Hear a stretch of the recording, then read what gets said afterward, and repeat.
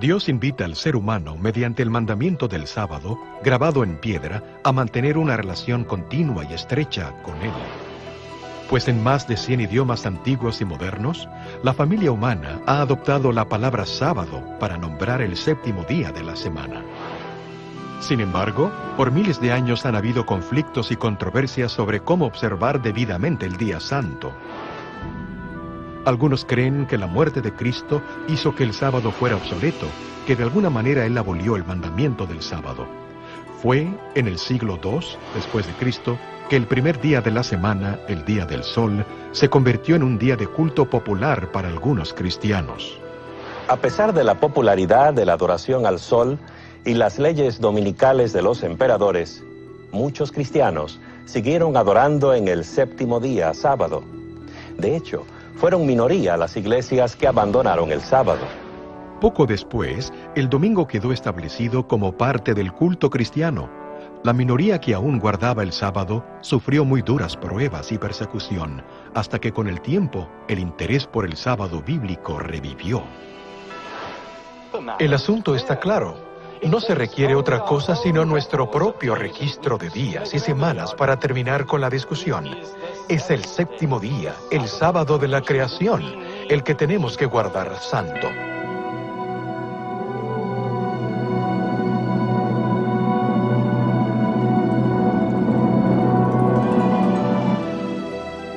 Bien, aquí continúa el episodio final de la historia del sábado, un santuario en el tiempo.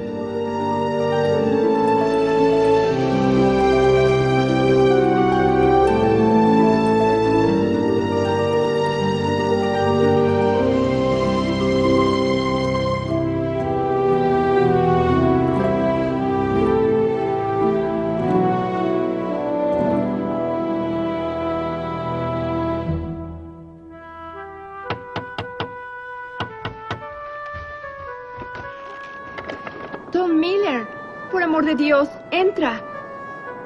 Dame esa ropa mojada, debes tener frío. El gobernador me envió con un asunto muy urgente. Debo hablar con su esposo. No se siente bien, pero sé que le gustará verte. Acércate al fuego.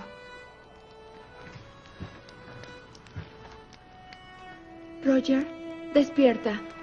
Tom Miller está aquí de parte del gobernador Winthrop. Tom Miller, cuánto me alegro de verte. ¿Qué asunto te trae desde Boston en una noche como esta? El gobernador me envió. He venido por todo el camino sin descansar, con un asunto de mucha urgencia. El señor Winthrop le advierte de un gran peligro para usted. Los magistrados quieren mandarla a Inglaterra. Han despachado al capitán Underhill y a sus hombres para tomarle por sorpresa.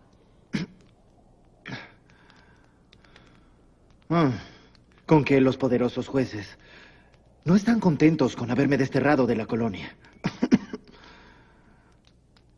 ¿No les importará que estoy enfermo? Mary, deme ese té especial, por favor.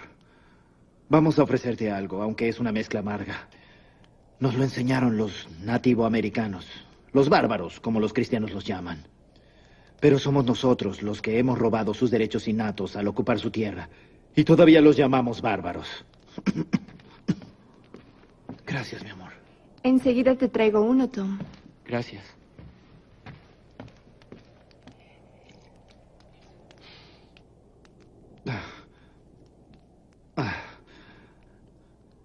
Así que, al parecer, tienen temor de que yo encuentre refugio en este desierto y levante una multitud de disidentes y perturbadores del orden público. Ese es el plan de ellos. En pleno invierno, mandarme en un barco a Inglaterra. Quizá Inglaterra sea un buen cambio para usted. Más civilizado y todo. ¿Dijiste civilizado? Te diré lo que significa volver a Inglaterra. Significa caer en las manos del arzobispo William Laud. Recuerdo muy bien cuán civilizado fue cuando condenó a Alexander Layton por seguir su propia conciencia. ¿Layton? ¿No oíste de él? Nunca hubo tan buen cristiano. En la Inglaterra civilizada, William Laud, fingiendo actuar con afecto cristiano, lo condenó a 36 latigazos en la espalda desnuda, a cortarle las orejas, a partirle la nariz y a marcarle la cara. Luego nuestro cristiano lo hizo poner en el cepo a merced del hielo y la nieve. Se supone que mis crímenes son mayores que los de él. Voy a ser despojado de mi hogar y mi familia. Por defender la libertad. Por predicar el evangelio de la libertad. Por proteger los derechos de todos, aún los del indígena. Tom Miller, gracias por traerme estas noticias. Vuelve al gobernador y dale las gracias por su advertencia. Dile que no voy a Inglaterra. Voy a vivir libre en este nuevo mundo, cueste lo que cueste. Pero, señor, ¿y si...? No hay objeciones. Estaré bien. Conozco esta buena tierra mejor que el capitán Underhill, te lo aseguro. Ve ahora. Y que Dios sea contigo. Y con usted, señor.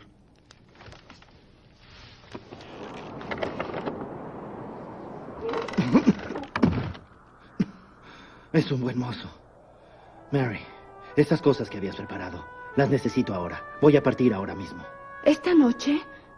Estás enfermo. Salir en esta tormenta será tu muerte. Será mi muerte si Underhill me atrapa aquí. Debo estar muy lejos antes de que él y sus hombres lleguen. Las cosas, por favor. Aquí las tengo. No sé qué es peor, que Underhill te atrape o que te sobrevenga la muerte en esta tormenta. Voy a correr ese riesgo cualquier día. Por lo menos, despídete de las niñas. Te van a extrañar mucho. Y yo también. No las despiertes. Pensaré en ustedes en todo momento. Y si Dios quiere, nos reuniremos muy pronto. Debo irme ya.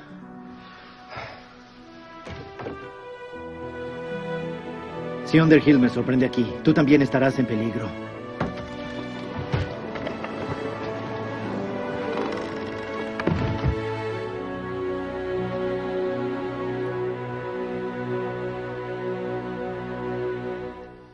Era en enero de 1636, cuando Rogerio Williams dejó su hogar desafiando la gélida temperatura de ese invierno en la Nueva Inglaterra. Su huida era un acto de desafío contra un régimen represivo. Ese fue un momento definidor en la causa de la libertad religiosa y había de tener un impacto significativo en la historia del sábado como día de reposo. Les saluda Frank González. Bienvenidos a la parte número 5, el capítulo final de la serie titulada Un santuario en el tiempo. Los historiadores y biógrafos describen a Rogerio Williams como un hombre de firmes convicciones, tierno corazón y una voluntad de acero invencible. Creía apasionadamente en los derechos individuales de todos los seres humanos y recomendaba la separación de la Iglesia y el Estado. Esto era un concepto verdaderamente radical en un mundo en el cual la religión se hacía cumplir por medio de legislación civil. Después de su huida de Salem, se abrió paso hacia el sur a través de la selva sin caminos, sobreviviendo de lo que podía recoger o desenterrar en el bosque.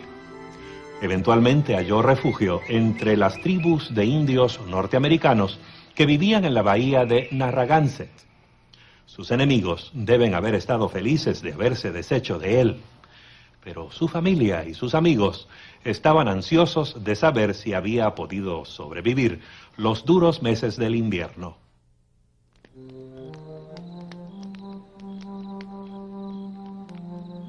Disculpe, estoy buscando a mi amigo Roger Williams. Me dijeron que usted podría conocerlo. Sé que estaba enfermo y muy probablemente... Habrá sido cuidado por sus buenos amigos y ahora se encuentra muy bien, gracias. ¡Señor Williams! Mi buen amigo, me encontraste. Ahora dime, ¿todavía el gobernador se acuerda de mí? Me gustaría oír noticias de Salem o de Boston. Ven y siéntate, dime. Sí, señor. El señor Winthrop me pidió buscarlo y quiere saber noticias de usted. La señora Williams le manda sus cariños también y dice que ella y sus hijas están bien. Esperando verlo pronto. Pues estoy bien, como puedes ver. Gracias a Dios y a la bondad de mis amigos Pieles Rojas. Pronto obtendré una concesión de territorio y bien merecido. Esta es la tierra de la libertad que usted busca. Libertad. Derechos inalienables. Que el gobierno no rija los asuntos espirituales. ¿Te parece extraño que yo reclame libertad para todos? Los puritanos de Boston usan la espada para imponer su religión. Pero forzar la religión sobre alguien que no la desea es nada menos que violar el alma. Mira, Tom, la espada humana puede forzar una nación entera a profesar una religión formal aparente. Eso no tiene valor delante de Dios. Solo la espada de su espíritu puede regir adecuadamente los asuntos de la conciencia. Así que, cuando regreses al gobernador, dile que debo acatar los dictados de mi conciencia. Tendré un territorio libre, donde la gente viva y adore de acuerdo a su conciencia. Y dile a Mary que pronto la haré traer. La extraño mucho a ella y a mis hijas. La menor se llama Freeborn, nacida libre como ella es. Estoy decidido a que crezca en una tierra libre. Prepararé un lugar para mi familia donde seremos realmente libres. Debes tener mucha hambre. Permíteme decir La asignación de tierras que Rogerio Williams recibió en justa transacción de manos de la tribu de los indios Narragansett se convirtió en un refugio seguro para los que se oponían a la religión obligatoria de las colonias establecidas. Su visión de libertad personal se halla inmortalizada en la Carta Constitucional de la colonia de Rhode Island, colonia que él fundó. He aquí lo que dice: ninguna persona dentro de la colonia mencionada, nunca, desde este momento en adelante, será de manera alguna molestada, castigada, inquietada o puesta en duda por cualesquiera diferencias de opinión en asuntos de religión. Y había diferencias de opinión, muchas de ellas. Entre ellas, el asunto del día de adoración semanal. La correspondencia del mismo Rogerio Williams muestra que él reconocía el séptimo día de la semana, el sábado, como el día bíblico de reposo. Su colonia de Rhode Island proveyó un campo fértil y protegido para las semillas del reposo sabático en los Estados Unidos.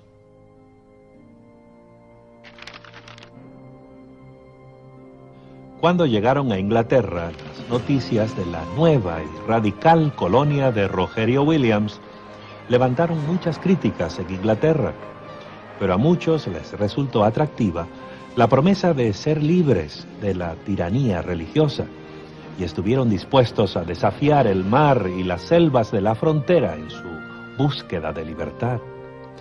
Entre los que abordaron los barcos se hallaba una pareja de bautistas de Tewkesbury, Esteban y Anna Mumford. Ellos son los que llevaron al Nuevo Mundo la enseñanza de que el sábado, séptimo día, es el verdadero día de reposo. En 1665, Esteban y Anne Mumford llegaron a Rhode Island. Probablemente se mudaron porque allí había iglesias bautistas, la única colonia con tanta libertad religiosa. Quizás se mudaron también por razones económicas. Esteban era comerciante de mucho éxito más tarde, y Newport era un puerto comercial activo. En diciembre de 1671, los esposos Mumford y un puñado de otros formaron la primera congregación bautista del séptimo día en el Nuevo Mundo. El grupo floreció en el ambiente protegido de Rhode Island, pero cuando los miembros se aventuraron fuera del refugio que les ofrecía su propia colonia, debieron afrontar problemas. En Connecticut, por ejemplo, los miembros de la iglesia de Newport fueron multados y encarcelados por trabajar en domingo, pues su día de culto era sábado. Era una forma de hostilizarlos por parte del Estado por su inconformidad. Esos primeros bautistas del séptimo día vieron que sus creencias y prácticas relativas al sábado harían que se levantaran conflictos en cualquier comunidad donde se guardara el domingo. La solución fue obedecer el llamado a la libertad que les llegaba desde la frontera que se iba expandiendo. La razón por qué fundaban iglesias en las fronteras, lo cual ocurrió una y otra vez, fue en parte porque era más fácil hallar tierras inhabitadas, comenzar un pueblo, comenzar una iglesia, crear otras instituciones que ayudaran a la observancia del sábado y a la libertad religiosa en general. Así lograban extender el sábado, porque viniendo otros a la comunidad, a menudo se sentían atraídos a quedarse. Y esto sucedió por todo el país, de tal manera que hasta 1900 sus iglesias se extendieron hasta California. Pero a medida que pasaban los años, se hizo cada vez más difícil para los bautistas del séptimo día eludir dificultades. Los territorios de la frontera se convirtieron en estados, y algunos de dichos estados aprobaron leyes dominicales, lo cual trajo consecuencias indeseables y aún trágicas. Ocurrió hace un tiempo atrás, en 1885. Vinieron de algún lugar, de Ohio, los dos.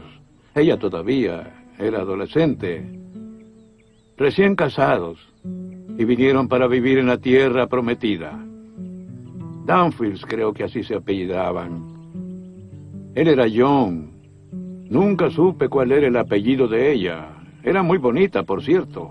Trabajaba duro, incluso cuando quedó embarazada. Ocuparon una parcela en la frontera del estado, a 6 o 7 kilómetros del pueblo. Tenían un caballo, 2 vacas. Hicieron un buen trabajo en esa tierra. Tenían una buena cabaña, un buen pozo. En el primer año lograron plantar un jardín hermoso. Y bueno, la mayoría de los que habitaban aquí eran religiosos. Ellos eran bautistas del séptimo día, ya se imaginará, de los que toman al sábado por el domingo. Como vivían alejados del pueblo, pensé que vivirían su religión sin molestar a nadie, pero empezó el desorden, pues no trabajaban los sábados. Lo llamaban día de reposo, y creían que el domingo era como cualquier otro día laboral, mientras que los demás acudían a la iglesia. Así pues, las cosas marchaban bien, hasta que un malvado en el pueblo se quejó con el gran jurado. El gran jurado le prestó atención. Yo pensé que no lo escucharían, pero se decía que cada semana John manchaba el día del Señor. Él solo hacía lo que creía que Dios quería que hiciera, pero eso no le sirvió. El gran jurado lo juzgó, lo encontró culpable y lo sentenció allí mismo. Tenía que pagar una multa o ir a la cárcel. Pero ese joven tenía agallas. Creía que como estaba en una nación libre, podía tener y profesar su propia religión, así que se negó a pagar la multa. Esos comisarios lo enviaron directo a la cárcel. Su pobre mujer se quedó sola con su bebé recién nacido. De por sí estar en la cárcel era difícil como para además preocuparse por su mujer y su bebé. Ella sufría separada de su marido, sin el apoyo de nadie. Solo 1 o 2 mujeres del pueblo la visitaban, pero a ella nada la consolaba. Dicen que ella esperaba cada día que él viniera a recogerla. Dicen que se sentaba junto al portón con su bebé en brazos por horas y horas. Así pasaron semanas, y el bebé se enfermó. Después oímos que el pequeño había muerto en los brazos de su madre.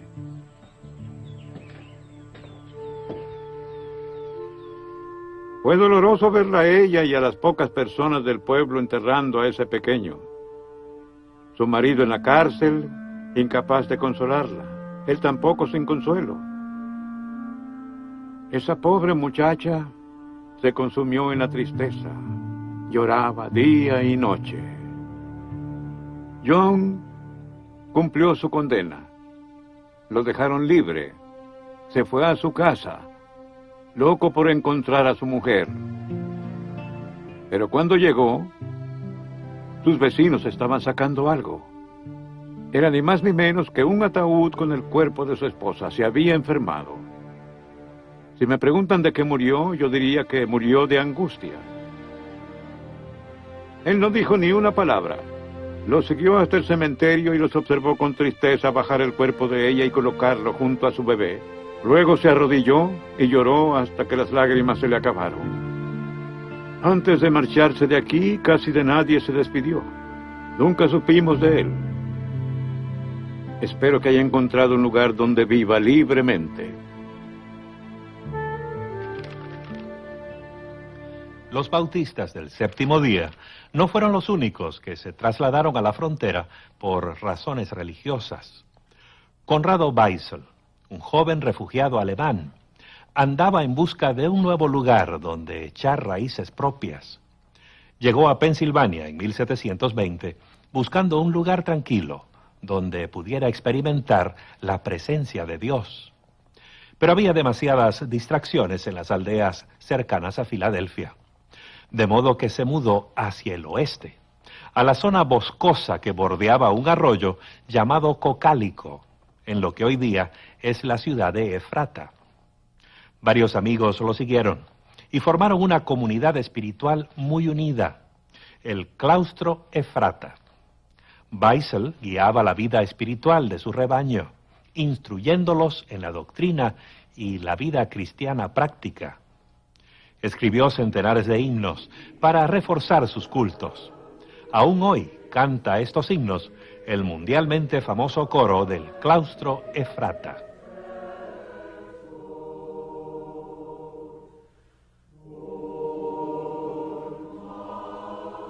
La vida era austera. Practicaban el celibato. Los hombres y las mujeres vivían en lugares separados. Eran gente industriosa, buenos trabajadores. Levantaron edificios bien construidos, plantaron quintas y huertos y pusieron en operación una próspera imprenta. Su estilo de vida típico de la frontera era físicamente agotador, lo cual le daba un significado especial a su día semanal de reposo, que era el sábado, séptimo día. Weissel expuso sus puntos de vista sobre el sábado en un tratado que escribió en 1728, Mysterion Anomias, o el misterio de la iniquidad. Ahí describió el sábado como una dádiva de la gracia de Dios para librar del trabajo a la gente una vez a la semana.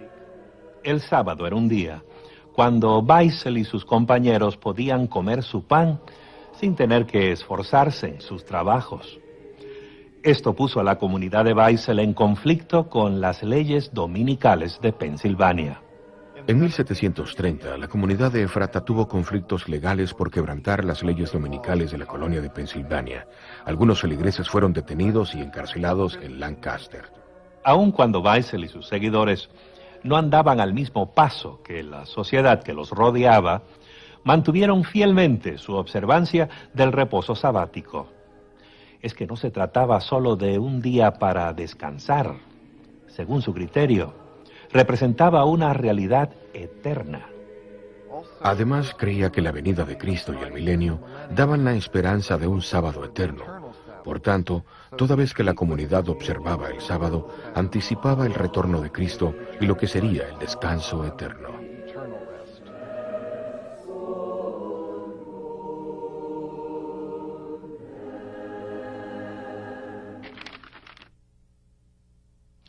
Al igual que Weissel, Nicolás Luis von Zinzendorf nació en Alemania.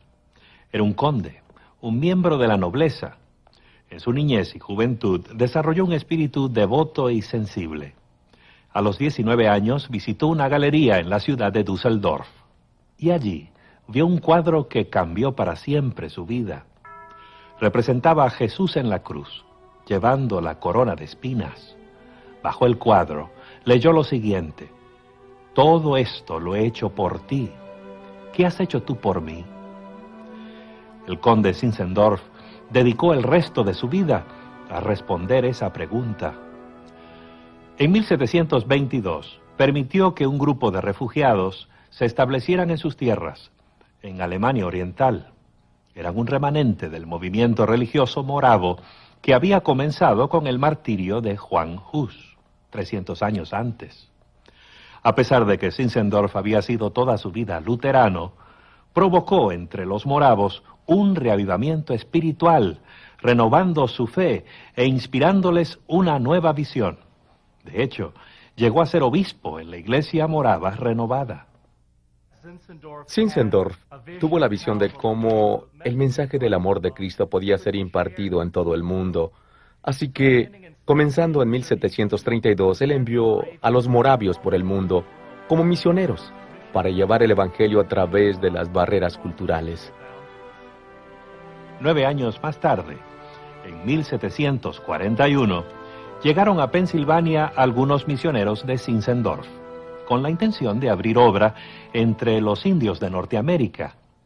Fundaron la ciudad de Belén, y poco tiempo después llegó el conde para ayudar a organizar la comunidad e impulsar su misión. Nicholas Zinzendorf pensaba que los nativoamericanos eran las 10 tribus perdidas de Israel. Así que, para que ellos se convirtieran en verdaderos cristianos, necesitaban entender el patrimonio judío también, lo cual ciertamente incluía la observancia del sábado.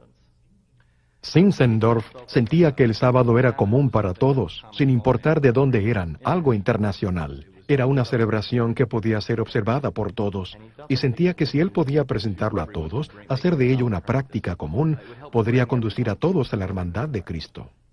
El mismo Zinzendorf observaba el séptimo día de la semana como un día de reposo del trabajo y de comunión con Dios y los hermanos creyentes. Les recomendó esta práctica a los moravos de Belén, los cuales accedieron en forma unánime, declarando que se debe observar el sábado con tranquilidad y en ferviente comunión con el Salvador. Zinzendorf sentía que el sábado era el verdadero día de reposo, un tiempo para prepararse mentalmente para que, como pienso que Zinzendorf escribió cierta vez, Dios obre en uno. Pero fue el domingo el descanso legal provisto por la ley inglesa y los moravios observaban los dos.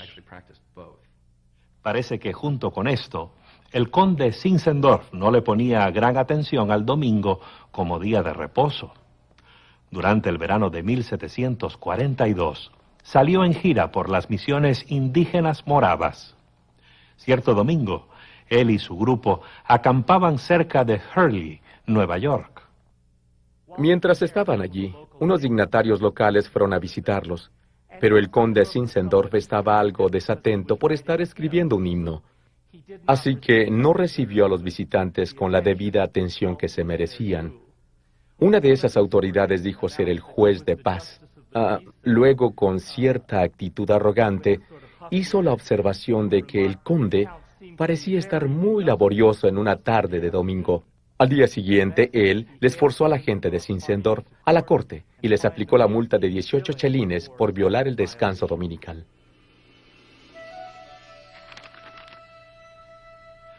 Al comienzo del siglo XIX, la mayoría de las iglesias protestantes de América rebosaban de optimismo. Muchos creían que estaban en vísperas de un milenio de paz, pero no todos estaban de acuerdo. Un ex agnóstico llamado Guillermo Miller propuso una idea diferente e inquietante. En vez de un milenio de paz, él veía al mundo avanzando hacia una crisis cataclísmica, el fin catastrófico del mundo actual y de todo lo que contiene. Miller y sus colegas examinaron con cuidado las profecías bíblicas usando métodos de interpretación que los estudiosos de la Biblia habían usado durante siglos. Llegaron a la conclusión de que Jesucristo volvería en gloria a la tierra en 1844 con un vasto ejército de ángeles celestiales.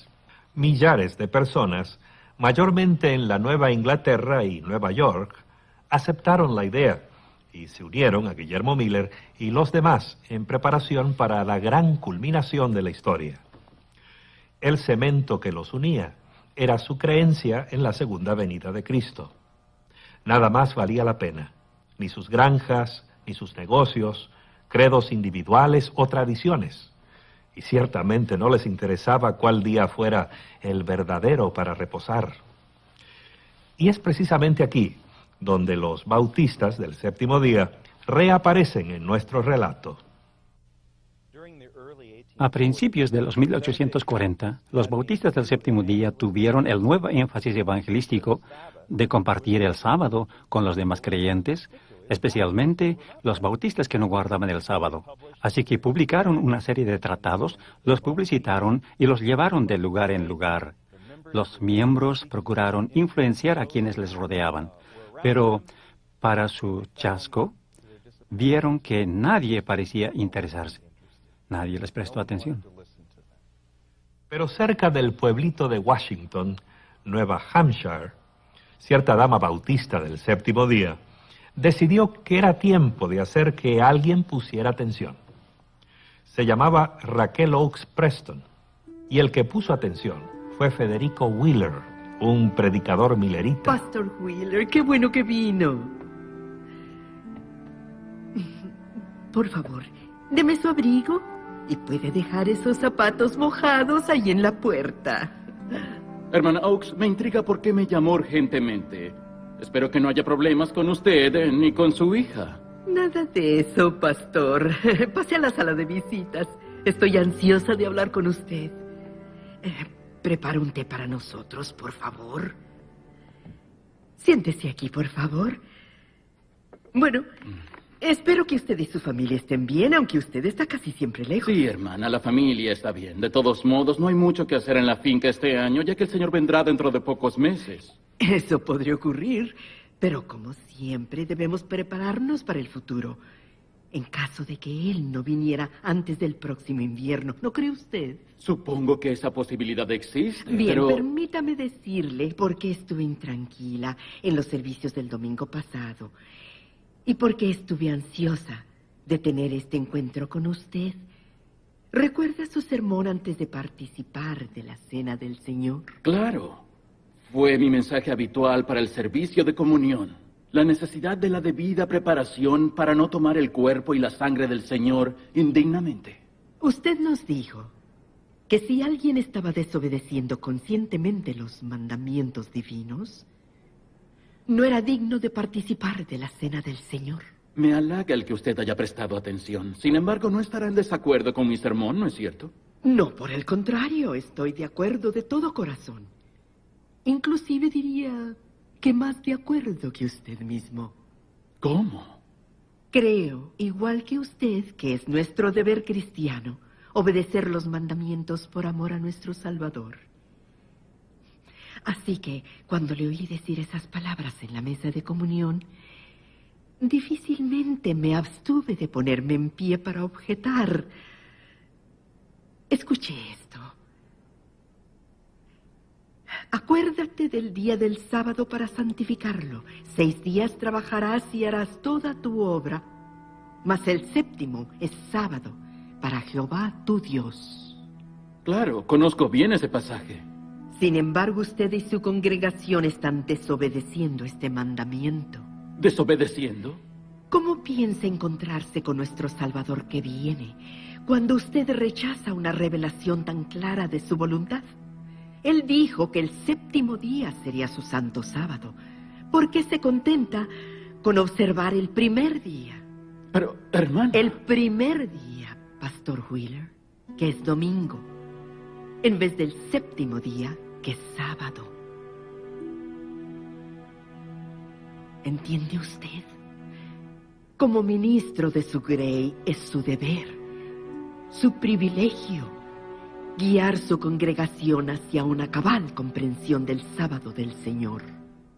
Confieso que nunca había pensado en ese sentido. Quizás será mejor estudiar. Parece que estuvimos tan empapados con la idea de que el Señor puede venir este año que hemos dejado a un lado otros asuntos importantes. Cierto. Debo someter este asunto al estudio y a la oración. Es todo lo que pido. Estoy segura de que la verdad será tan clara para usted como lo es para mí. Gracias, querida. Frederick Wheeler estaba impresionado con lo que Raquel Oakes le había dicho. Obtuvo su atención. Entonces tomó la Biblia y aquellos tratados sobre el sábado que los bautistas del séptimo día habían publicado y los estudió fervientemente, hasta convencerse de que el séptimo día era el sábado del Señor. Wheeler, junto con todos los seguidores de Miller, se sintió profundamente chasqueado cuando Cristo no volvió en 1844. Pero no perdió su fe en la Biblia, aun cuando no la comprendía en su totalidad. Siguió estudiando la base bíblica para reposar el séptimo día y pronto se dio cuenta de que otros compartían su interés. A principios de 1845, T.M. Preble escribió un tratado en el cual presentaba algunos argumentos muy persuasivos en favor del sábado como día de reposo. Un lector muy interesado fue José Bates, un capitán de barco jubilado y ferviente estudioso de la Sagrada Escritura. José Bates leyó lo que Thomas Preble había publicado sobre el sábado en febrero o marzo de 1845, y al leer su Biblia y ese material, él llegó a convencerse de que el séptimo día era el sábado del Señor. Después de haber ampliado su entendimiento, él se convirtió posteriormente en el principal defensor del reposo del séptimo día, lo cual propició el comienzo de la Iglesia Adventista del Séptimo Día.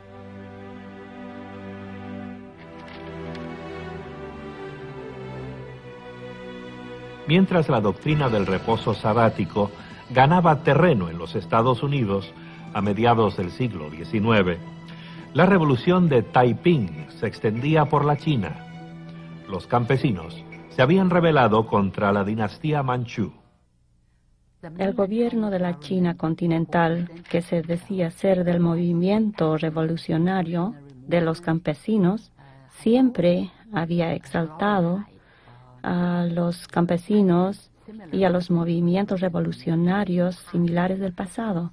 Así que, a su juicio, el movimiento Taiping era un caso glorioso, el ejemplo más glorioso de la revolución campesina. Todo empezó con Hong Xiuquan, el ambicioso hijo de un granjero pobre. Él quería llegar a ser algo y decidió obtener empleo en el servicio civil. Pero Hong fracasó repetidas veces en el examen requerido. Algunos historiadores creen que fue tratado injustamente debido al prejuicio del gobierno contra la clase campesina. Cierto día, cuando Hong iba saliendo del sitio de examen, un chino cristiano le entregó varios folletos publicados por misioneros protestantes. Se fue a casa, los puso en un estante y se olvidó de ellos.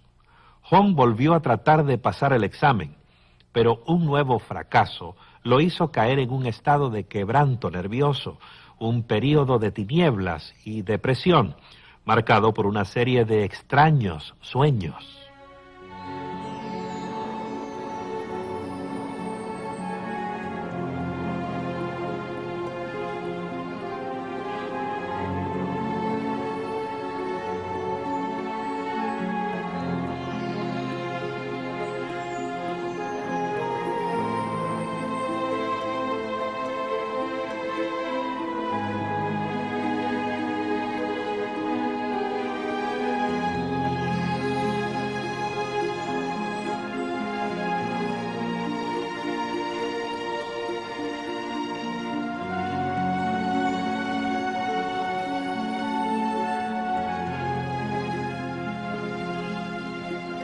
¿Quién era el anciano? ¿Qué estaba tratando de decirle?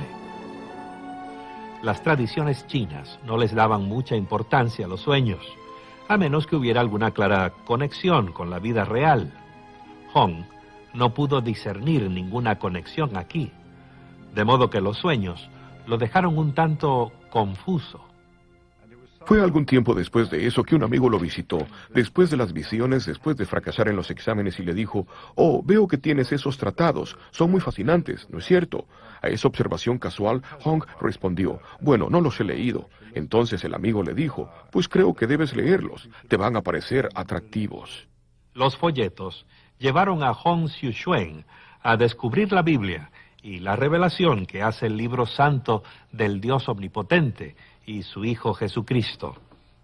De súbito, los sueños empezaron a tener sentido. El anciano venerable que había visto era Dios. Ahora Hong empezó a ver el universo en forma radicalmente distinta de lo que había aprendido en las tradiciones budistas.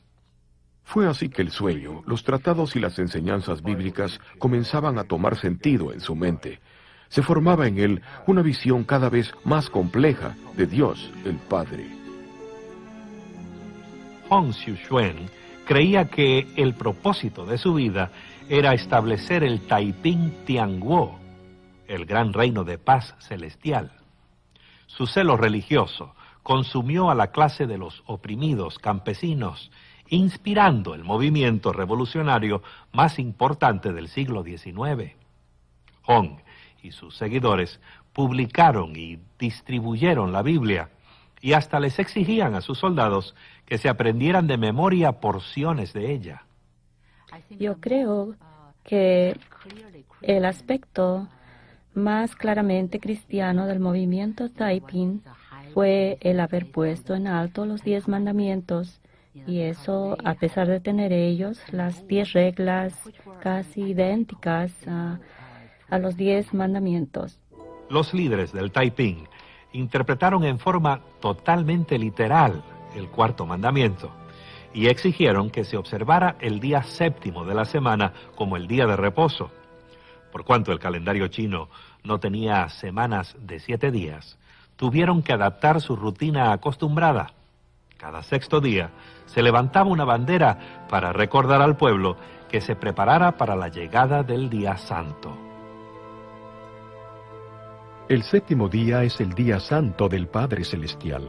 Por eso nuestro Padre Celestial ordenó que fuera el día de reposo y lo señaló como día de culto, un recordativo eterno de que la verdadera felicidad se otorga a las gentes por la gracia de nuestro Padre Celestial, a fin de que siempre tengan en mente la bondad del Padre Celestial.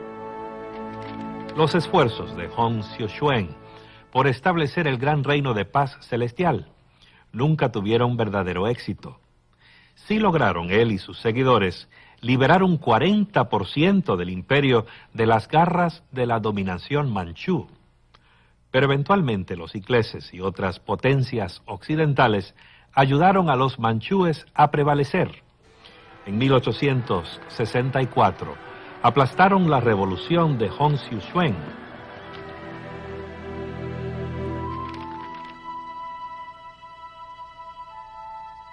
Durante las mismas décadas que vieron las feroces batallas del movimiento Taiping en China, un aislado rincón de Norteamérica presenciaba su propia revolución. La historia es bien conocida por todo el valle del río Kobuk y el territorio adyacente. Allá por mediados del siglo XIX, por esos lares, vivía un indígena o inupiat llamado Manilik, hombre tranquilo y poco amigo de la ostentación, conocido como el profeta esquimal. Su historia ha perdurado de generación en generación. Una vez cuando Manilik era muchacho, estaba buscando sus serpientes. Vio un lugar para descansar, entonces fue ahí y se sentó sobre un madero. Luego oyó algo extraño como Tatakiek. Tatakiek sonaba así. Significa padre e hijo. Fue muchas veces al mismo lugar y oyó lo mismo una y otra vez. Otra palabra más, Isrumik Sukti, fuente de la inteligencia, fuente del pensamiento. Oyó eso una y otra vez. Decía muchas cosas extrañas y la gente pensaba que tal vez él estaba loco, pero era sabio, más sabio que Afatkuk, los chamanes. Alguna vez habló de gente extraña que vendría de lejos, toda de blanco. Y luego decía, van a traer libros y la gente va a comprender estos libros y va a saber de Dios. Hablaba de canoas que volarían en el cielo, de gente que iría en canoas sobre las aguas sin remar. Por eso pensaban que estaba loco. Los chamanes pienso que tenían miedo de él o tal vez estaban celosos porque él siempre rompía sus tabúes. Una vez en Kotzebue, 2 de ellos querían deshacerse de él. Él les dijo, puedo tragarlos a los 2, pero no lo hizo. Ellos quisieron destruir su espíritu mientras dormía, pero su luz interior era muy brillante, no podían acercarse. Otra cosa, hablaba de reposar en el 7º día. Ponía un poste enfrente de su carpa cada 7º día y decía, en este día yo descanso. La gente decía, ¿por qué descansas? Eres un flojo, por eso no estás haciendo nada. Él les respondía que vivía por los mandamientos del abuelo. Abuelo. Eso significa Dios. Después de su muerte, perdura el impacto del mensaje y el ejemplo de Manilik. Roberto Mullock, director ejecutivo de la comunidad nativa Nurvik, vive y trabaja en el valle del río Kobuk, donde trabajara Manilik. Ciertamente, Manilik estuvo allí e hizo algunas predicciones de que en el futuro los esquimales tendrían la capacidad de volar en el aire en algún tipo de máquina. No sabía cómo iba a ser, pero sabía que tan solo se necesitaría estar sentado mientras se volaba. La otra predicción la hizo mientras estaba sentado en un bote diciendo: algún día usted va a estar sentado en este bote aquí sin poner ningún esfuerzo, pero va a estar moviéndose velozmente. Además de predecir el futuro, a Manilik le preocupaba la vida cotidiana de su pueblo. Temiendo el siniestro poder de los chamanes, esquimales que vivían bajo los diversos tabúes que prevalecían en su cultura, Manilik vio que eso hacía que la vida se les hiciera innecesariamente difícil. Se dedicó entonces a debilitar la influencia de los chamanes, enseñándole a la gente que no era peligroso ignorar los tabúes. Y no se limitó a hablar, sino que dio el ejemplo, quebrantándolos públicamente él mismo. Un tabú particular era que no se podía comer cierto tipo de fresa silvestre en el verano. Entonces él iba donde ellos para decirles que por qué tenían miedo de comerlo. Luego él comía algunas fresas silvestres y les decía que no le pasaba nada. Así todos le miraban por largo tiempo esperando cuándo moriría, pero no le pasaba nada. Una y otra vez comprobó que había un poder mayor que el de los chamanes. Cuando los confrontaba, los brujos se daban cuenta de que estaban ante una fuerza superior, pero él se apresuraba a confesar que su sabiduría y protección venían de arriba, de alguien que él llamaba el abuelo. Era el abuelo quien le concedía poder sobre los chamanes. Era el abuelo quien le mostraba el futuro. Era el abuelo quien le indicaba cómo enseñarle a su pueblo a vivir sin temor. Y fue también el abuelo quien le enseñó a reposar el día sábado.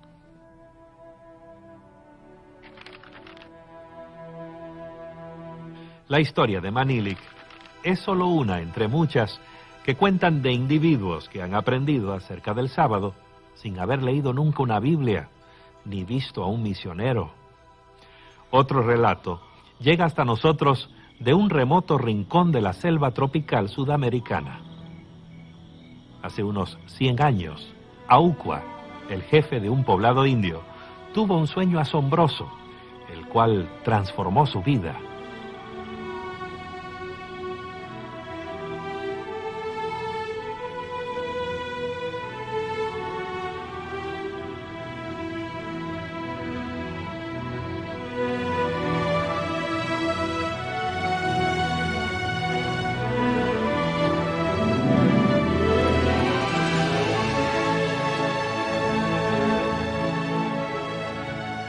El visitante le dijo muchas cosas a Aucua. Le habló de Dios, le explicó cómo vivir sano, cómo ser limpio, qué se debía comer. Le enseñó cantos y profecías y, por supuesto, le habló del sábado. El visitante, a quien Aucua llamaba el que resplandece, le habló también de un hombre que llegaría a su aldea llevando un libro negro. En el pequeño poblado de Parima, en la Guyana Oriental, nos encontramos con los descendientes de Aucua.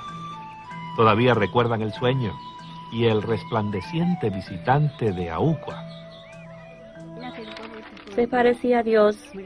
Creían que Dios le estaba hablando, porque en su sueño alguien le hablaba. Creían que ese alguien era Dios. Él les habló del sábado, que era un día santificado, que ningún trabajo debía hacerse en los sábados, ningún tipo de actividad, sino solo hacer culto. Aucua decía: no pesquen, no labren la tierra, quedémonos juntos para adorar a Dios en este día sábado. En aquellos tiempos solían amarrar nudos de cuerda cada semana o cada mes. Cada día desataban uno para el primer día, para el segundo, hasta el sábado. Así sabían qué día era el día de reposo. Una especie de primitivo calendario semanal, pero digno de confianza.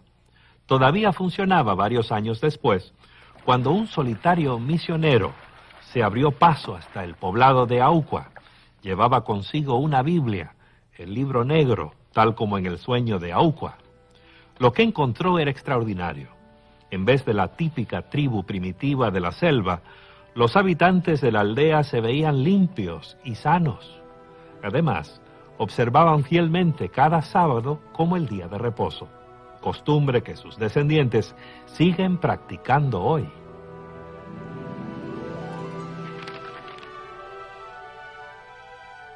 Le sorprenderá al televidente saber que el sábado del séptimo día tiene raíces profundas en el continente africano.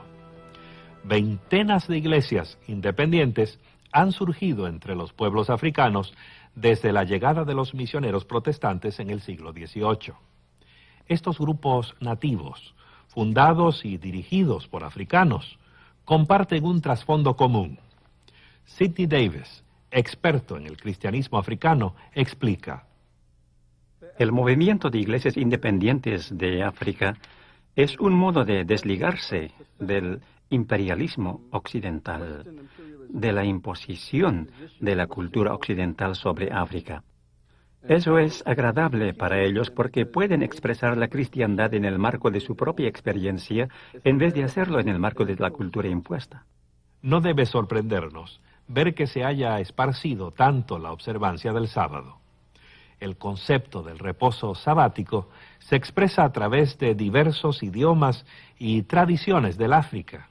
Y no me refiero únicamente a la antigua cultura cristiana de Etiopía que presentamos en la cuarta parte de nuestra serie. La tribu KwaZulu Natal adoraba a un dios cuyo origen no se podía trazar. Adoraban a ese dios en un día especial. En este día no se hacía ningún trabajo manual, no cosechaban las mieses. Tampoco se les permitía hacer ningún tipo de cultivo. El día estaba eternamente dedicado a la adoración de ese Dios. Ese día de culto era sábado. El concepto o la tradición del descanso del séptimo día siempre ha estado difusamente enraizado en la cultura de Ashanti. Hay que saber que casi en todas las culturas africanas, la religión o el concepto de Dios está arraigado o entretejido.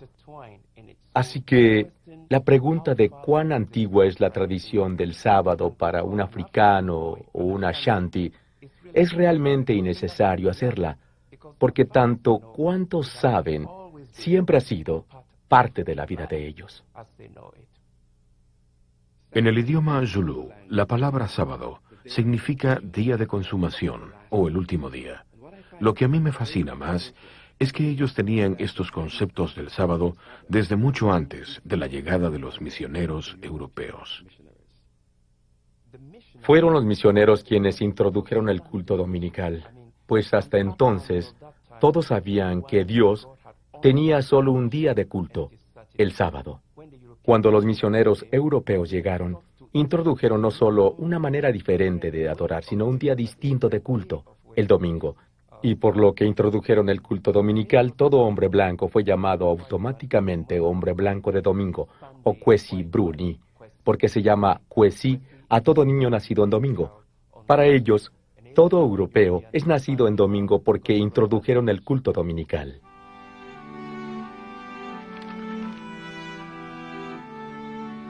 En América, la tradición que establece el domingo como un día santo ha caracterizado la vida religiosa durante siglos.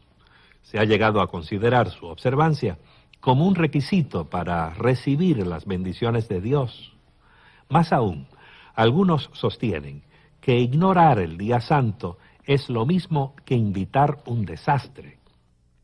Más o menos una década antes de la Guerra Civil estadounidense, un médico del norte que era abolicionista decidió darse una vuelta por el sur para ver la situación por sí mismo, aunque con ojos ictéricos de prejuicio. Estando en Nueva Orleans un domingo, se espantó al ver el quebrantamiento del reposo, los juegos de vicio, la prostitución, la orgía general del día Al día siguiente, un incendio devastó la ciudad, como era común en el siglo XIX. Él escribió en su diario de que tuvieron un buen postre por quebrantar el reposo. Los tiempos cambiaron y también han cambiado las actitudes hacia el domingo.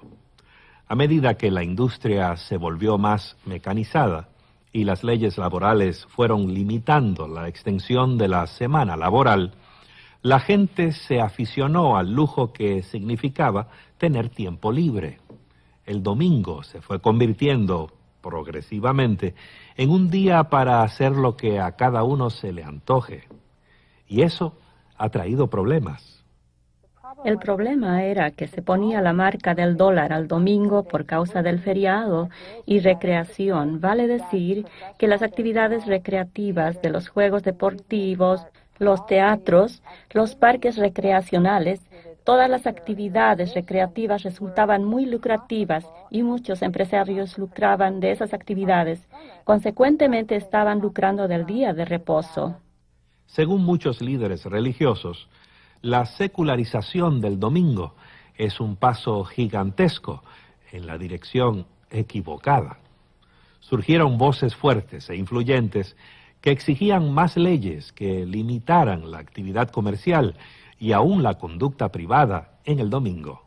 Esos esfuerzos por proteger el domingo continúan aún hoy, apoyados, por ejemplo, por la Alianza para el Día del Señor.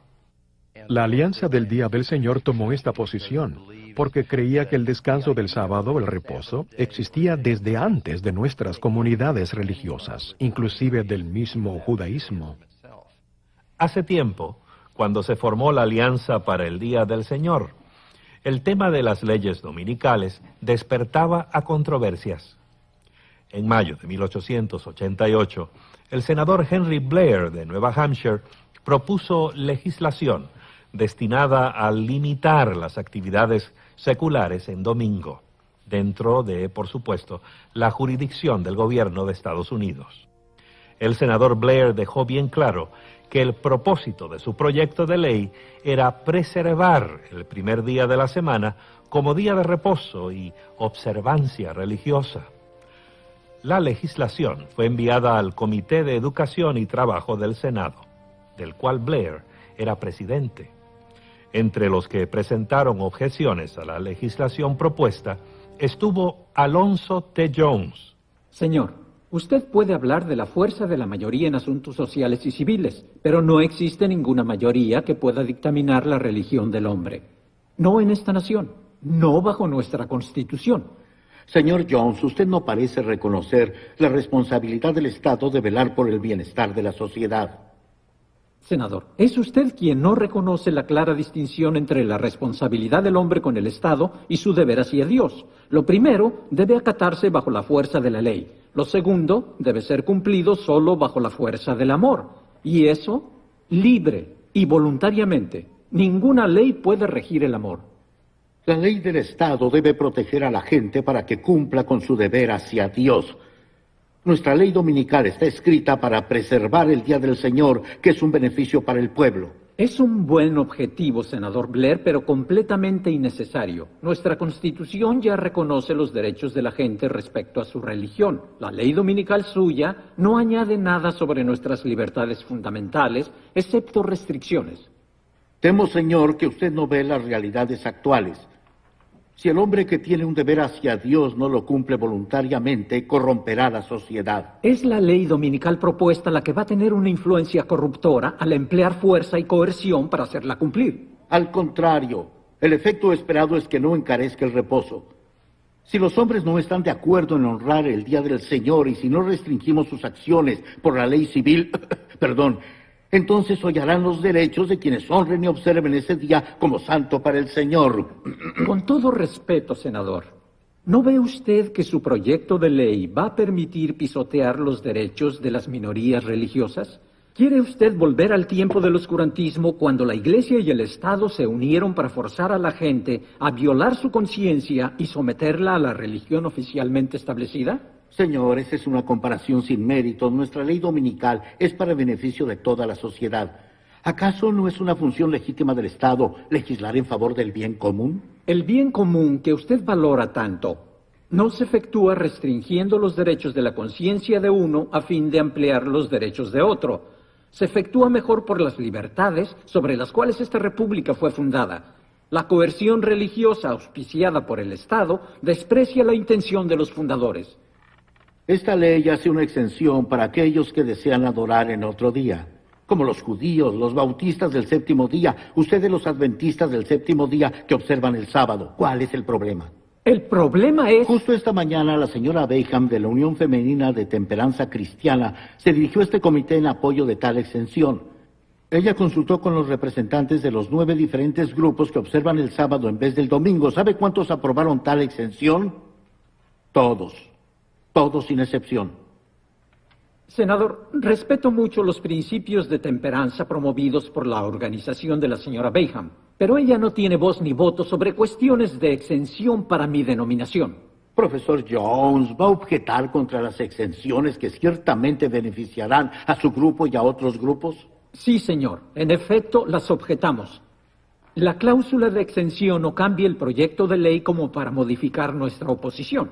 El principio es, senador, que si la ley fuera justa y perfecta, la exención no sería necesaria. Además, una cláusula de exención no es otra cosa sino una cláusula de tolerancia encubierta. La tolerancia no es libertad, es simplemente una forma de condescendencia, la mayoría teniendo paciencia con las opiniones y convicciones de la minoría. Nuestra Constitución no garantiza la tolerancia, sino los derechos de nosotros, los ciudadanos estadounidenses.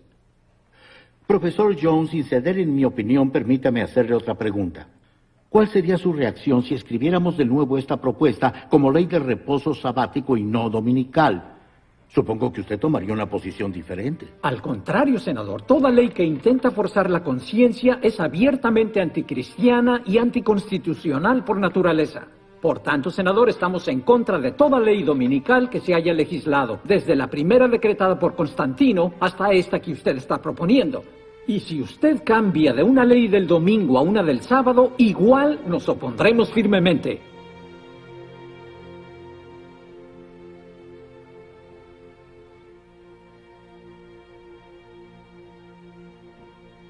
La ley propuesta por el senador Blair nunca trascendió su comité, pero ya existían muchas otras leyes dominicales llamadas leyes azules. De hecho, hoy en los Estados Unidos, 49 de los 50 estados tienen leyes que protegen el domingo. Alaska es la única excepción. Pero el solo hecho de que existan esas leyes no significa que el tema haya quedado cerrado. Las leyes dominicales estatales fueron cuestionadas por las provisiones de la Constitución, tanto federales como estatales, incluyendo el debido curso legal, igual protección, violación de la separación de Iglesia y Estado y la violación de la libertad religiosa. En general, dichas leyes han sido sostenidas por las Cortes estatales. En 1961, la Corte Suprema de los Estados Unidos consideró 4 casos diferentes que desafiaban la posición constitucional de las leyes dominicales. Los abogados de libertad religiosa esperaban reconocimiento judicial de que estas leyes, debido a su contenido religioso, son inconstitucionales. En el caso McGowan vs. Maryland, uno de los 4 casos, la Corte observó que era obvio que dichas leyes tenían origen religioso, porque trataban del Día del Señor, del reposo, de toda gama de cuestiones, términos y razones religiosas. En 1961, la Corte había visto de que existía la razón de tratar a dichas leyes como protectoras de derechos laborales. Y a la pregunta de si los estados pueden legislar los derechos de los trabajadores, la respuesta es sí. Con tantas leyes azules en los códigos del país, es justo preguntar por qué se oye tan poco acerca de su aplicación. ¿Están haciendo arrestos las autoridades? ¿Están dando condenas los jueces? ¿Están los cofres públicos enriqueciéndose con las multas aplicadas a los culpables?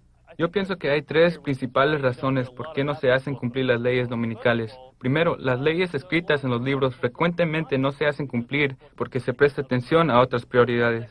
Segundo, actualmente no existe mucha disposición e interés en la población general sobre este asunto. Tercero, yo pienso que muchas leyes se hacen cumplir de una manera invisible al público. Por ejemplo, aquí se ve Washington, D.C. En esta ciudad se prohíbe hacer trabajos de construcción los domingos de mañana. Muchos no se dan cuenta de eso porque no se ocupan en la construcción, y si alguna vez construyen algo no es una violación que les afecte significativamente la vida. En nuestra era secular y materialista, se escuchan pocas voces que pidan leyes dominicales de inspiración religiosa. Hasta la Alianza del Día del Señor, que es una organización sólida a favor del domingo, está de acuerdo con ello. La historia de la Alianza del Día del Señor ha sido en el pasado la de mantener o tratar de mantener las leyes dominicales en los Estados Unidos. Hemos llegado a un punto donde sentimos que esto es una aproximación retrógrada. La legislación puede ser útil, pero nuestra finalidad es promover un entendimiento cultural de importancia psicológica y sociológica de la actualidad, lo cual tiene claramente sólidas columnas religiosas y teológicas cristianas. La experiencia demuestra que en asuntos de religión, la persuasión es mejor que la fuerza. Sin embargo, aún hoy no es raro que la gente que guarda el sábado se tropiece con leyes que restringen la libertad de ejercer su religión. En 1982, yo era empleado de tiempo completo en el Departamento de Alimentos y Agricultura del Estado de California. Kwasi había solicitado la posición de inspector de la planta de cuarentena en el Departamento de Agricultura de California. Él fue nombrado para el puesto y decidió darse una vuelta por el lugar antes de presentarse al trabajo. Cuando llegué, supe que había sido puesto en lista para trabajar en sábado. Entonces, llamé la atención del supervisor sobre este asunto. La persona que estaba a cargo de esa localidad le dijo: si no estás dispuesto a trabajar en los sábados, yo no voy a dar curso a tus documentos y el Departamento de Agricultura no te va a emplear. Yo me puse en contacto con el Consejo de Iglesia y Estado, el cual nos ayudó a apelar al Departamento de Alimentos y Agricultura del Estado de California en procura de resolver este asunto mediante un proceso administrativo. Pero el Estado de California no nos prestó atención y me quitaron el nombramiento. Después de un tiempo substancial, estuvimos en juicio, lo cual duró varios días. Y finalmente, por desgracia, el juez dictaminó contra él, lo cual es usual para los guardadores de sábado. Inmediatamente elevamos una apelación al 9º Circuito de Apelaciones Judiciales. El asunto fue finalmente elevado ante 3 jueces del 9º Circuito y ellos fallaron en su favor, invalidando la decisión del juez anterior. El Estado de California se disgustó y solicitó una revisión por la Corte Suprema de los Estados Unidos, la cual no aceptó la apelación. Por tanto, la decisión del 9º Circuito era buena, tanto para Kwasi como para la necesidad de amparar las creencias religiosas. Desde su comienzo hasta el final del pleito, pasaron 17 años.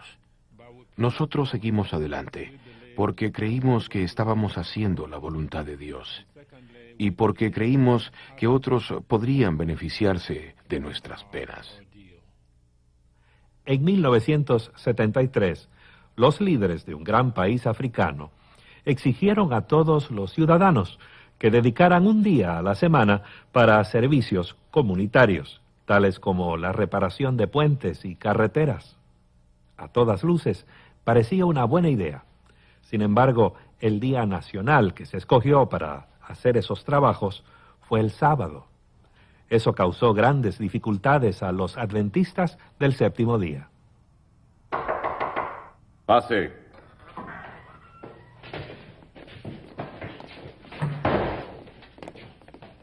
Señor, aquí está Gideón Kidenda. Sí, Kidenda. Gracias por venir, ciudadano Kidenda. ¿Dónde lo hallaron? ¿Qué estaba haciendo? Estaba en su iglesia junto con los otros, 50 o 60 personas. Él estaba al frente orando. Nosotros éramos solo 2, así que no pudimos traerlos a todos. Tratamos de hacerle entender para que él les dijera que se fueran de la iglesia. ¿Y ellos están todavía en la iglesia? Sí, primero quisieron seguirnos. Les dijimos que se fueran a trabajar, pero se fueron directo a la iglesia. Bien. Ciudadano Kidenda, dime, ¿qué viste afuera mientras mis hombres te traían? Gente trabajando. Exacto. Están rellenando los huecos de los caminos, están deshiervando y cortando arbustos. Ellos trabajan aquí y otros en todo el país están haciendo lo mismo. ¿Sabes por qué? ¿Por qué la gente en todo el país está trabajando en su comunidad hoy? Día Nacional de Trabajo. Así que, ¿sabes que es Día Nacional de Trabajo? Hoy y todos los sábados del año es Día Nacional de Trabajo. Pero por alguna razón no estás con tus compañeros ciudadanos trabajando para el bien de tu comunidad y tu país. Más bien estás en la iglesia. Yo estoy dispuesto a dar servicio a mi país. En cualquier otro día. Escoja el día y yo lo haré. Una silla. Siéntate, por favor. La ley de la nación dice que el sábado es el Día Nacional de Trabajo. Así que ese es el día cuando trabajaremos en la comunidad. Eso te incluye a ti y a toda la gente en tu iglesia. Tú eres su líder. Tienes que decirles eso. Aunque les diga, no van a hacerlo. No en sábado. El sábado es día de reposo para Dios. Diles que ahora eso ha cambiado. Que adoren a Dios en otro día. No puedo cambiar el día. El sábado es reposo de Dios, no mío. Es su mandamiento que lo guardemos. No puedo cambiarlo. Escúchame, Kidenda. Haz que tu gente se comporte como buenos ciudadanos o tú tendrás que pagar las consecuencias. Esta magulladura en tu cara será apenas una picadura de mosquito. Llévenselo y enciérrenlo. Señor, véame. Estos hombres me han golpeado. Mi sangre está en mi camisa y en sus manos. Me podrán golpear otra vez, tal vez matarme. Pero eso no va a cambiar nada. No puedo decir a los miembros de mi iglesia que quebranten la ley de Dios. Ya veremos, Gideón Kidenda. Ya veremos eso.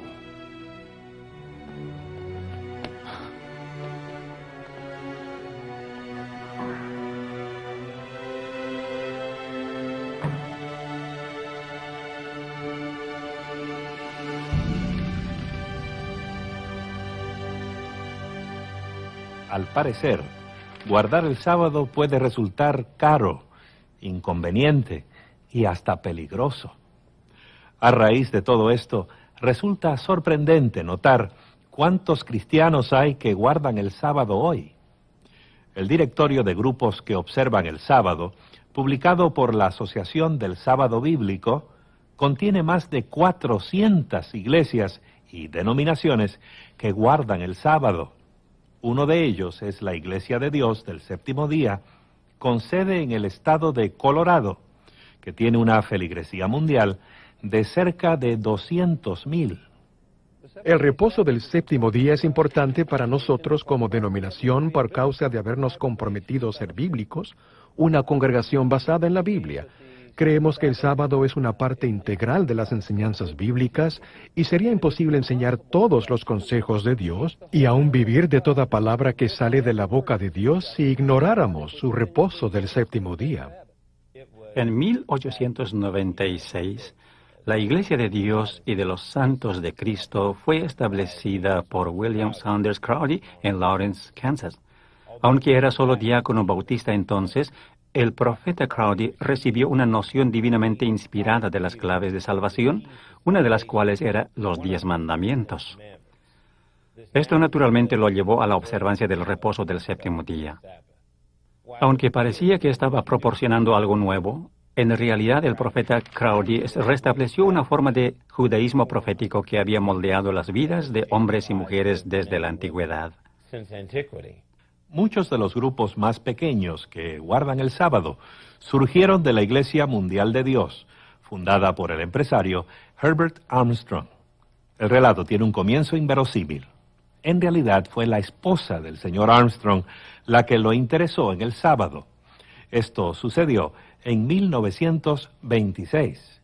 En Eugene, Oregon, una vecina convenció a la esposa del señor Armstrong de que debía guardar el reposo del séptimo día.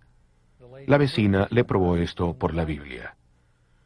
Cuando ella le habló de esto a su esposo, Herbert, él se encolerizó, se enojó tanto que en cierto punto de la discusión le dijo a ella que se divorciaría si continuaba en este tipo de fanatismo. Como lo llamó, ella dijo, en vez de divorciarme, ¿por qué no lo averiguas y ves si estoy en lo cierto o no? Herbert Armstrong no se divorció de su esposa. Al contrario, aceptó su desafío y pasó varios meses investigando el tema en una biblioteca cercana. Para su sorpresa, no pudo contradecirle.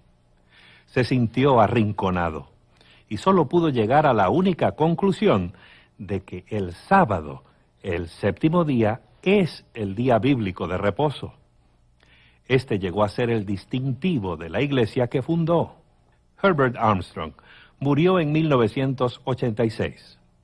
La nueva directiva de la Iglesia Mundial de Dios llevó a la denominación hacia un rumbo distinto, más en línea con la mayoría del mundo cristiano, que incluía el cambio de su día de adoración por el domingo. Estas alteraciones costaron a la Iglesia cerca de la mitad de su feligresía. Vemos un cuadro distinto en los adventistas del séptimo día, que son los preeminentes observadores del sábado.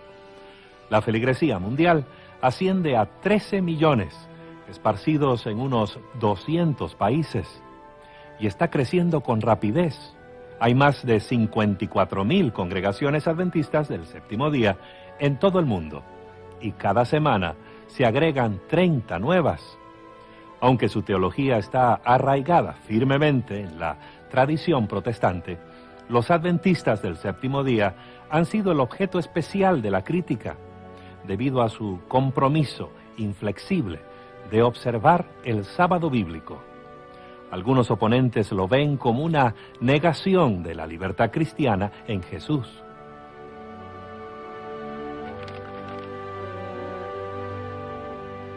Por supuesto que la libertad está en el corazón de la fe cristiana. Y algunos dicen que guardar el sábado es rechazar la libertad cristiana, que guardar el sábado es legalismo, una forma de ganar la salvación mediante la obediencia.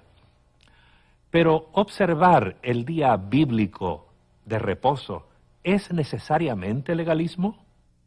Dios instituyó el sábado en la creación antes del pecado. ¿Era legalismo esa vez? Si no era legalismo, ¿qué es lo que hace inherentemente legalista ahora? Cuando Dios dio maná por 40 años en el desierto, ¿no cayó maná en sábado? ¿Era legalismo? Cuando Dios dio los 10 mandamientos, ¿eran legalistas esos 10 mandamientos? ¿Estaba Dios forzando a un código legalista? No, no estaba. La obediencia no es legalismo. La obediencia puede ser nuestra expresión de amor y gratitud a Dios por su gracia y salvación. Ahora bien, algunos teólogos cristianos insisten que la salvación está basada en las promesas de Dios, en su pacto, y no en nuestra conducta. Dicen que guardar el sábado en obediencia al mandamiento no es necesario. Los adventistas, que también creen que la salvación depende en las promesas y el pacto de Dios, consideran, sin embargo, el día de reposo bíblico como otra bendición que el mismo Dios le ha concedido a la humanidad desde el Edén. En toda la Escritura, El pacto se presenta como una experiencia de reposar en Dios. Dios quiere que su pueblo confíe en Él y le otorga las provisiones que ha declarado en su pacto. Entonces podemos descansar y estar seguros en Dios. Cuando estamos fuera de este pacto de comunión con Dios, nos preocupa nuestra salvación, nos preocupa nuestro futuro, lo que sobrevendrá. Por lo contrario, dentro del pacto tenemos un descanso y una confianza completos en Dios. El sábado simboliza ese reposo. Y al guardar el sábado, descansamos en la seguridad de que Jesús nos redimió en la cruz, de que somos salvos, que somos sus hijos, que podemos depender de Él. Si el día de reposo tiene un lugar apropiado en la vida del cristiano, ¿por qué tiene que ser el sábado? La mayoría de las iglesias enseñan que los cristianos debieran guardar el domingo en su lugar y citan referencias del Nuevo Testamento para apoyar su punto. Pero, ¿enseña realmente el Nuevo Testamento que el domingo, que es el primer día de la semana, es el día de reposo cristiano? En el Nuevo Testamento se menciona el primer día de la semana. Al parecer, los cristianos se reunieron una o dos veces en ese día. Pero no hubo transferencia de la importancia del sábado, del séptimo día, al primer día de la semana, llamado domingo. No se convirtió en el día de reposo, ni se convirtió en el día cuando se celebra la actividad creativa de Dios. Tampoco se convirtió en el día de culto cristiano, lo cual sigue siendo el sábado del séptimo día.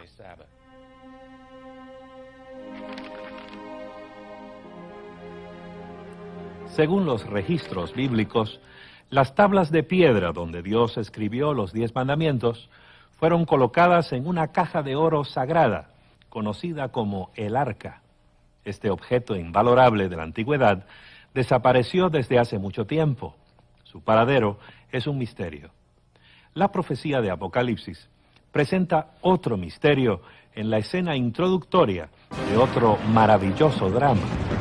El drama profético se despliega, describiendo en símbolos la guerra entre Jesucristo y Satanás, su gran enemigo. Es el conflicto de los siglos, presentándose a través del escenario de los sucesos humanos. La culminación es emocionante y la anuncia la aparición de los mensajeros angélicos. Vi volar por en medio del cielo a otro ángel que tenía el Evangelio eterno para predicarlo a los que habitan sobre la tierra, diciendo a gran voz: Temed a Dios y dadle gloria, porque la hora de su juicio ha llegado, y adorad a aquel que hizo el cielo y la tierra, el mar y las fuentes de las aguas. Y fases finales del drama, habiendo llegado la hora del juicio, los habitantes de la tierra deben adorar a Dios. Luego, Dios es descrito con el lenguaje del cuarto mandamiento, descrito como uno que creó todas las cosas. Siendo que el pasaje hace eco del cuarto mandamiento, no creo que debe dilatarse demasiado para que entendamos de que en este final del drama, los habitantes de la tierra tienen una citación celestial para volver a adorar a Dios el Creador en su día de reposo, en el sábado del séptimo día. Vemos así que el sábado es parte del plan divino para sanar y ahondar las relaciones entre sus hijos. En nuestro mundo, donde el verdadero propósito y significado de la vida nos elude, donde la fe languidece en los escombros de la infidelidad, aún en un mundo así, el sábado continúa señalando el llamado de Dios al alma humana. Las páginas perdidas de la historia han revelado el maravilloso drama de este día casi olvidado, el sábado, el día bíblico y santo de reposo y de sagrada adoración. Lo hemos localizado desde su mismo origen en los registros bíblicos de la creación, cuando Dios lo estableció, para conmemorar su obra creativa y definir el ciclo semanal. Lo hemos encontrado a través de los tiempos de Jesús, cuyo ministerio lo infundió con nuevo significado, y hemos visto cómo ha estado vigente a pesar de las intenciones de regularlo, enterrarlo o prohibirlo. Hemos descubierto evidencia antigua del sábado en diversos lugares, como Irlanda y Etiopía, donde sobrevivió durante siglos de oposición y ataque. Lo hemos visto reanudado en las enseñanzas de los primeros anabautistas y los hombres del séptimo día ingleses. Lo hemos visto preservado frente a la persecución y el martirio. Lo hemos visto restaurado ante la atención mundial, a medida que millares y millares de cristianos descubren por sí mismos el lugar que ocupa el sábado en una experiencia religiosa basada en la palabra de Dios. Por fin, la Biblia completa el cuadro del sábado, dándonos un anticipo de lo que será la vida venidera, el futuro en el universo perfecto. Escuchemos esto. Así como los cielos nuevos y la tierra nueva que yo hago permanecerán delante de mí, de mes en mes y de sábado en sábado vendrán todos a adorar ante mí, dice el Señor. De modo que el sábado, el memorial de la obra de creación y redención divina, es parte de los designios divinos para el futuro de la raza humana. Desde la tierra, tal como salió de la mano del Creador, hasta la tierra nueva, perfectamente restaurada, el sábado permanece como el santuario del tiempo, trascendiendo la historia y proyectando su promesa de reposo hacia el futuro y la eternidad.